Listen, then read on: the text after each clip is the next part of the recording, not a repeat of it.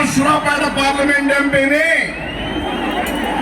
1,00,000 ఓట్ల పైన మెజారిటీతో మీరందరూ గెలిపిస్తున్నారనేది కూడా తెలుస్తుంది. దీనందరికీ కారణం ఏంటి?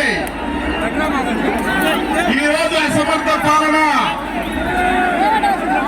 మనల్ని అనేక రకాలుగా ఇబ్బంది పెట్టారు. తెలుగుదేశం పార్టీని చెప్పు కింద తేరులాగా ఉంచాలనుకున్నారు.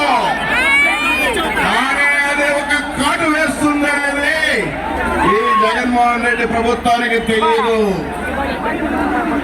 అందుకే నేను ఒక విషయాన్ని చెప్తున్నాను.